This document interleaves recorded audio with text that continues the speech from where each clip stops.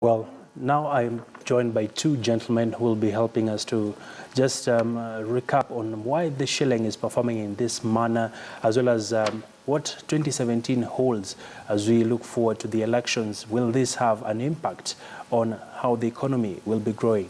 Well, to my extreme left, we have Dominic Omondi, who is a writer with The Standard, and just sitting next to him is Patrick Alishula. He's also a writer at The Standard. Thank you, gentlemen, for making time to come.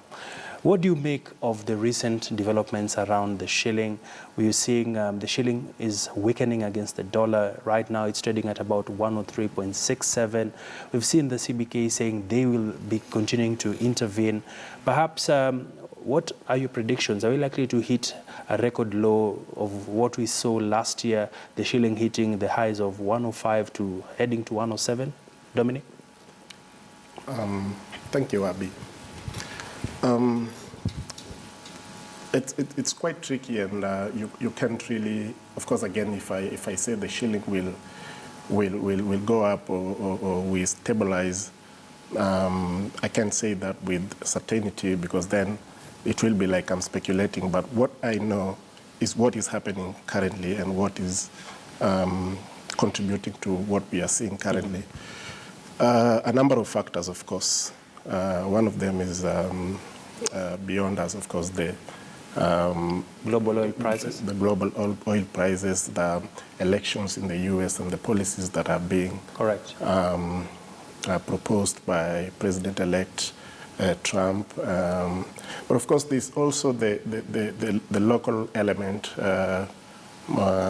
You cannot discount the role of, let's say, politics, the impending August elections on the shilling, because, of course, investors have taken a weight approach, and you see, in terms of private investment, in terms of inflows, then that stops, and that in itself puts the shilling under pressure.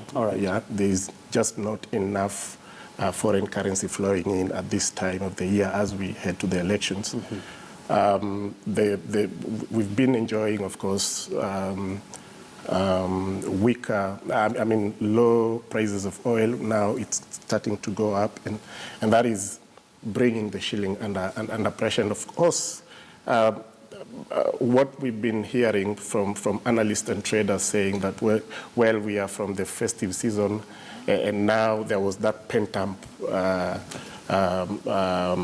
demand, I should say, for imports, and this is the time when people are really trying to stock up, and so they are really running for the dollar, so that they can. So the demand is going up. Yes. Interesting. And Patrick, of course, we've seen also analysts saying that the shilling's weakening is short-term. And of course, other analysts also predicting that the shilling will continue to be a bit stable. Perhaps, what are your views on this particular matter? Well, Aby, I would say that last year we really had a great run for the shilling, enjoying a stable run for, I could say, over 12 months. Yeah. But it seems as we were celebrating our Christmas, the shilling may have developed a muscle pull, so to say, because we opened the year at 12.5. I mean, at 102.5 against the dollar, but as it stands, we are at 103.83. Yeah. So it even hit 104. Yeah, it even hit 104. Yeah. So again, coming at a period when we are in our electioneering period and comparing with the past performance, we'll say that the shilling has not enjoyed the best run in such a year. But this seems a bit ironical, gentlemen. If we look at different projections, this is what they've called electioneering spending, where government will be pumping in money to develop pending projects and also sourcing for capital from overseas markets. Where's the mismatch? I think you need to be careful. I mean, you have to look at it from different perspectives. Yeah. If you have a lot of money in circulation as a result of increased spending, then what does it mean? It really means that there's already a lot of money to be absorbed. Yes. Yeah. and that is in itself can push up the demand for the greenback. Yeah. And if you recall, when the shilling went down, that was in when the shilling weakened. One of the ways in which CBK came in was to mop up, basically tightening the monetary policy. Sure. So that they can suck the shilling that was in circulation to reduce the demand. The so of course, liquidity in the yes, the excess liquidity in the market. Yeah. So of course, again, if you look at it, you can say that if we have more, a lot of the shilling in the economy, then in itself, then it becomes a problem, and especially when there's this speculation about the shilling going to weaken, and so people are really trying to make business out of it. Then you have to really mop up because then it will only mean that the shilling will continue to yes. And Alishula, the CBK is on record saying that they are cautioning banks to avoid speculative tendencies. Perhaps, have we seen banks trying to walk this path? Of course, last year, the banks also faced a similar situation. This year, what are your thoughts on this?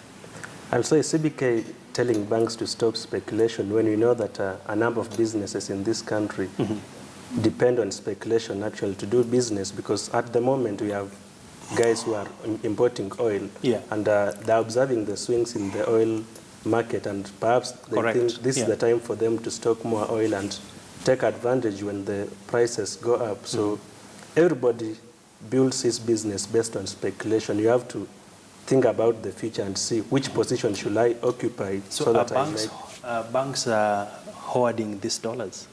They may be. I mean, banks are the ones who are in control of the economy, be it in the stock market, be it in any financial sector. If banks dictate the pace at which other activities in this market are going to operate. All right. And let's move this conversation further. The common man is asking, now that the shilling is weakening against the dollar, how does this affect that man living in Kibera, that man living in Mathare? What will change? Because it appears that importers will be hard hit because of the raw material factor. What are your views on this, Dominic? Basically, I don't, probably it's a long shot. A number of factors have to come in for the full effect of the weakening of the shilling. And some people wouldn't like to call it a weakening of the shilling. It's the strengthening of the dollar as opposed to the weakening of the shilling. But a number of factors have to come in. But that having been said, if the shilling weakens and we are a net importer, meaning that most of the things that run the economy, basically that we use to run the economy, we have to import. So if you are an importer, you have to go to a bank or a forex and buy the dollars. Correct. So basically, you're going to use more money to buy more Kenyan shillings to buy the US dollar, which you can use to buy your imports and bring in. Sure. You can think of a lot of things that we do import, but one of them stands out, and that is the oil. Oil, basically, if the oil goes up, then the cost of living in Kenya also goes up. Break it down further. What's the connection now? Now, how does this affect if the shilling is weakening? Yes. Packet of maize. I mean, if you look at oil, when you import oil, of course there's kerosene, so that goes down to the common mwananchi. There's the aspect of transport cost. For example, that in itself affects the common mwananchi. You have all the other, whether you're buying goods, whether they are intermediate or goods that you're going to consume immediately, it means you are going to pay more for that good because this importer has had to use more to get that. Sure. And of course, as we said, we are a net importer, meaning we depend more on imports. We import more than we export. So that effect of the price going up is going to have a trickle effect, a ripple effect on the common mwananchi. It's almost going to affect every facet of Their spending. yes, of their spending. Yeah. All right. And Patrick, you did mention something interesting as well, that the political fever could be perhaps shaping how the shilling is performing. And as we wrap up this conversation, what's the linkage? Should we expect politicians to tone down until perhaps in the month of April, then we can see the politicians taking center stage? Or is it too early, or they should just continue? But how do we come to a middle ground? I think for us in Kenya, we have learned to, the economy has to learn to live with the politics, because if we are in 2017, Interesting. we are already talking about 2022 elections, so Yeah. you don't expect them to tone down. How can they tone down when we haven't even yet conducted the 2017 election and they are busy talking about the 2022 election? So somehow the economy will have to try and find a way to live with the politics of the day. But I think for the economic planners, it's going to be a very tough period for them, because the Treasury is trying to scale down on some of its, on some of the projects that it intended to cover during the current financial year. So the economy is not behaving like one where we have a lot of money to spend and say this is an election year, we are going to excite the electorates. Yeah. It doesn't appear to be headed for that. And for the shilling to recover, I think it may take a concerted effort, maybe people agreeing that it's time we took control of our own shilling. Look at the stock market, where about 70% of it is controlled by foreigners. Kenyans are not that active on the market, and even if they are, the amount of money they have there is so little. All right. So if they're going to move away, we've lost our stock market. And last year we only had 5 counters moving into green, the rest sank into red. Yeah, Perhaps just to add to what Patrick has said, the problem with politics, of course, we have to appreciate that politics has to coexist with the economics of the country. But with a weak institutions, everyone is afraid.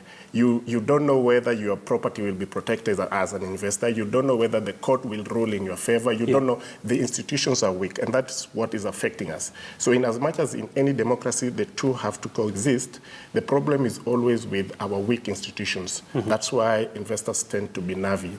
Yeah, All when right. it comes to elections. Many thanks, gentlemen. Of course, interesting conversation, and we look forward to hosting you another day. That has been Dominic Omondi, one of our writers with the Standard, and Patrick Alshula, who is also a writer with the Standard, just helping us break down some of the key developments in the economy.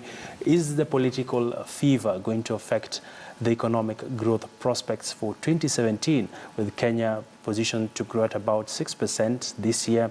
It will be interesting just to see how this develops in the coming days. Well, speaking about growth, global